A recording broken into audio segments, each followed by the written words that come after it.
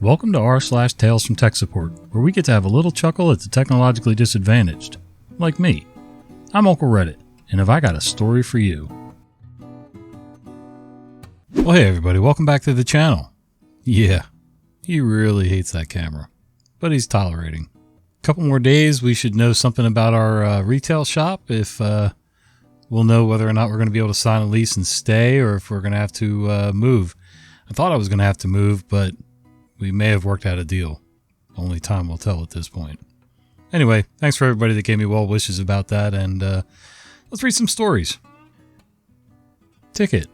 Age in EMR is incorrect, but date of birth is correct. Resolution. Patient is wrong. User is wrong. System working as intended. I'm an IT manager. I've got 15 years of experience in IT, with 10 of it working for MSPs, and the last several managing the IT department of a local hospital, with about 600 users. I've dealt with a lot of dumb stuff and talked to a lot of dumb people. I like to think I'm pretty good at being jovial, sympathetic, and tactful. Sometimes, though, it's really hard. Ticket description. Age on patient's encounter, visit, shows 63, but they're 62. Date of birth is correct. 2 of blank of 59. I can't change because the system auto-populates the age. Me. Hey, I'm getting back to you about the ticket you put in. User. Yeah, it says she's 63, but she's 62 and I can't fix it. Me. Did she say she's 62? User. Yeah. Me. Look, there's not a nice way to put this, but she's wrong. She's 63. User. But if you Google it, it says she's 62. Me. Well, if you Google it without the exact date, it's probably assuming you were born in the middle of the year, and she wasn't. She was born in February. User. Hold on. It's too early for this. He thinks for a minute. Google says she's 62. Me. She was born in February 1959 and it's March of 2022. Her birthday was last month and she's 63. User. But she says she's 62. Me. Well, she may not like it, but she's 63. User. Okay, I don't even know. It's too early for this. I'll just leave it. Edit. New update. Turns out the patient may have dementia. The user went to talk to her about the age thing and the patient apparently got angry that the user said she was 63. When the patient went in for the procedure, the patient told the doctor they were supposed to be prepping for her right side, and the doc said, "I'm prepping your right side." The patient then held up her left arm and said, "This is my right side." I took the liberty of calling someone up the chain on the clinical side and relaying this. Yeah, that sounds like either some kind of dementia or just somebody who's in total denial, but with the whole left-right arm thing, that's, yeah. I don't know if the clinical side can do anything about calling a family member or something, maybe an emergency contact. I don't know where HIPAA comes in with all this, but somebody really needs to keep an eye on this lady. This computer is literally a bomb. I don't work in IT. I restore old computers. But this happened at my school and thought it'd be worth sharing. So I walk into calculus. We had a substitute that day because our teacher had COVID. She was a nice old lady. Usually the substitutes are given 2015-ish MacBook Pros to use while they teach. This particular specimen had seen better days, so I saw as my eye followed the HDMI cable from the projector to the laptop, it had grown a belly. The trackpad and keyboard were bulging up. The battery had expanded. A lot.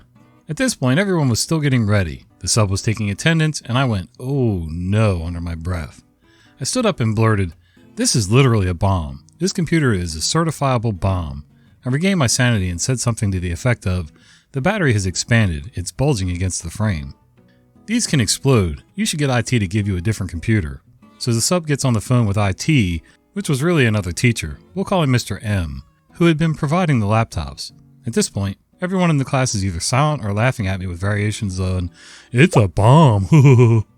Sub, incredulously, "So there's a student in my class here who says my computer's a bomb, that it's going to explode." Me, desperately trying to regain my dignity, "The battery's expanded." Sub, "She says the battery's expanded and you should come replace it." Side note, I'm a dude. I have a man bun, so old lady thought I was a girl. So now Mr. M comes in and I explain it to him. He replaces the laptop, the zoom is all sorted out, etc. I realize though, looking at the new laptop, that its battery had expanded too. What? I have so many questions. Mental note to talk to Mr. M later and get him to return the explosive stash to IT. I run into him a few hours later during the passing period. Mr. M, "Thanks for letting me know about the computer. I brought that one right back to IT." Me, No problem. Sorry about that. Do you have more of these which have expanded batteries? Mr. M. Not that I know of. Me. Okay. Actually, also the one you gave the sub also had a bad battery. Mr. M. Should I go and replace that one too? Me. Yeah, probably. I proceed to explain to him the dangers of expanded batteries. Mr. M. Well, thanks for letting me know. I'll go ahead and replace the other one. Me. Alrighty. Bye. Disaster avoided? Hope your computer's not a bomb. My friend after the fact. Lol. It's funny because back in the day I would ignore expanding batteries. Back then when we had either the Nokias or the flip phones, anything with a removable battery basically, and that cover started bulging out on the back of the phone, as long as it didn't make the cover come off, I didn't care. As long as it held a charge. If it stopped holding a charge, then I replaced the battery. No big deal. But yeah, I never thought much about it. Never had a laptop battery start to expand to that extent though. Who knows, but I do know that can be a bad thing if they actually pop. So keep an eye on that, folks. Stupid boss cripples Navy ships connectivity. A little more than a decade ago, when I was still active duty U.S. Navy, we were on a deployment, and at that point sailing in the Mediterranean Sea. One of my technicians was working on the main interface between the ship's internal networks and the satellite. Everything went through this system: internet, email, message traffic, ship-to-shore phones, secure networks, etc. We had been having a minor connection issue with the shore facility. Boss tells my tech to enter a change into the configs. No change. Boss tells him to enter a different change, without undoing the first. No change. This goes on for about 30 minutes or so. Then I hear this. Boss, change that to this, then restart. Tech, I have to copy the running config over to startup first. Should take a minute or two. Boss, I know how this system works. I went to the school for it. Just restart it. Note, he went to the school for 2 versions ago. Different OS. Didn't work the same anymore. One of the commands he had the tech enter had cleared the startup config file during the last 30 minutes. Tech, if I just restart, we'll lose every config in the system, and a reload will take a lot longer. Boss, just do what I tell you to do. Bigger Boss needs to get messages out for our next port visit.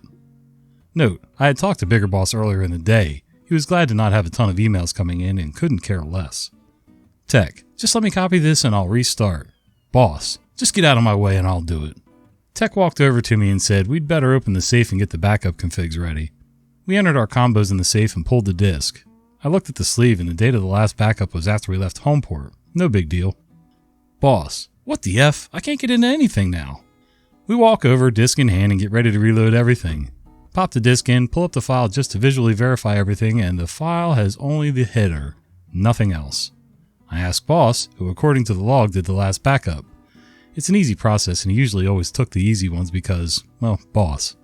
If he had verified the file before he burnt the disk. Boss, what the F? Do you think I'm an idiot? Of course I did. Everything was there. Me, well, nothing's here now. Tech, pull the older disk out and we'll try to rebuild from there. Tech, looking confused. There isn't an older one. Me, there has to be. We keep 2 just for this reason. Tech, it's not here, man. Take a look. I go through every disk in the binder. He's right. It's gone. Boss, I shredded it. We only need the most current. Me, you what? Tech, hand me the sat phone. I'll be up on deck for a bit. Because Boss wanted to save the ginormous amount of space that a single CD takes up, we were completely disconnected with an empty box of a router. It took me over 2 hours of dropped sat calls to a few civilian techs I knew to get a new config made and sent out via regular mail. 2 weeks later, we got the disk in hand and had the system restored in about an hour. Boss was ordered by Bigger Boss to not touch that system again while stationed on board. This is but one of many tales from USN Tech Support, and yes, users are just as stupid, if not more so sometimes. And from the comments down below, this is why you don't let the E8s have access to the safe. It never ends well. I had a major do something less technically dumb, but politically more dumb. Ended with me getting banned from Italy, but having a working system. Sadly not for being put in writing. Short story long, I was the primary E4 Mafia member in the G6 section of an unspecified NATO's thingy. That threw me off. This isn't exactly what happened, just an example of such incidents. Like a good E4 Mafia, I ensured the smooth running of things without regards to red tape, and stuff just automatically worked. Mind you, I paid all bribes out of my own pocket, or more often by horse trading. I had comfortable side gigs in providing loans to juniors at at actually reasonable APR, flipping gear, legally, mind, not government-owned stuff, think the stupid bags that Command makes you buy, and providing expert guidance in jewelry acquisition, buying stones and jewelry separately, remixing and selling for a profit. Suppose we needed a widget from another brigade. Mind, that brigade is completely different military from a completely different country, or worse, multiple countries in a single department. The official process for borrowing a widget involves several governments and multinational task forces. This takes weeks. Many officers must discuss this. Many forms must be filled out. Many egos must be pandered. Many officer mating rituals must be observed. Even a single misstep is a grave insult. Or, two members of the international E4 mafia trade some favors, Cuban cigars or contraband booze. Widget becomes a Schrodinger's box of both existing in its very secure storage locker and not existing in said secure storage locker. Officers and senior NCOs know nothing except stuff just works. Maybe a bottle of something ends up in their desk drawer. Johnny Walker was a staple. Cubans for pilots, always. It is possible a major wanted to officially request a widget, rather than trusting in the E4's without borders semi-criminal network like a responsible and worldly officer should, and it went as sideways as you'd expect. If you've never seen Italian federal police foaming at the mouth, literally, rather than metaphorically, it's a sight to behold. Technically, I was never officially banned. I was in fact very enthusiastically invited to visit lovely Italia, very enthusiastically, by officers of a hybrid between the FBI and National Guard. Fed cops with tanks and heavy machine guns. That's a bit much even for the E4 Mafia. I do understand the need for processes and procedures, but there's also a time to just get the job done and not worry about a lot of the formalities. So I get where this guy's coming from. I never dealt with it on a military level, but other corporate levels I have, so The dumb mechanic. Currently I work for a food processing plant as a maintenance generalist. My work contains a lot more than that, and everyone on my shift has a different knowledge base and skills. We work on mechanical, electrical, pneumatic, hydraulic, computers, networks, fiber, etc. In other plants I've worked at, the jobs are separated: mechanic, electrical tech, automation tech, computer tech, refrigeration tech, and more. We're all paid the same here, except refrigeration. For instance, one guy I work with is a licensed electrician, another has his A&P license, and I have a bachelor's in computer maintenance and networking degree. I've offered my assistance a few times, submitted my stuff showing I know what I'm talking about. It's been turned down as, we have a guy for that, who's a contractor. It takes weeks for any computer and network related work to be done. Honestly, trying to get them to open up a computer tech position like they have at other plants. Hell, all I want is power user access. We aren't even allowed basic CMD access. Anyway, my leads have figured out I'm good with anything that has an OS attached to it. We're generally assigned to one line to work on from start to finish, all equipment on that specific line. Monday, a mechanic on another line gets a new computer installed on his pod, print on demand. Windows OS, Access DB, Wi-Fi, touchscreen only to a label printer. Leads can't get it to work. Supervisor can't get it. His boss on vacation, and the plant engineer is there trying to make it work. Leads nonchalantly tell me what's going on, asking me to take a look without saying, we can't figure it out. So I catch the hint and wander over. Problem 1, Ethernet in the wrong port. Problem 2, IP address conflict. They had assigned the OS same IP as the printer. I can't change because access. PE has to log in. Problem 3, Wi-Fi is not connected. Problem 4, cover not closed on printer. Jumper wire bypass came loose on the board. Problem 5, printer settings are all wrong. I asked the plant engineer, solid dude, very smart, but hasn't said more than 2 words to me in the 2 years I've been here. Who installed this? Of course it was the computer guy. Guess he went and installed it and left for the day and couldn't be reached. Maybe that computer tech position will open up now? I highly doubt it. I guess we lost the cat. Must be time to stop reading stories.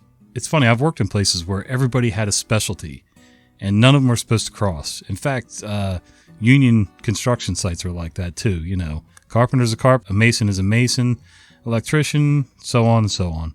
But sometimes there's something small that you just need to either move, get out of the way, get finished, something in order to make your job happen. Otherwise, you end up waiting over a week, 2 weeks to get something simple done, and you're out of work and the job site comes to a complete standstill because we need an electrician to come in and pick up that coil of wire sitting next to the wall that's in the way.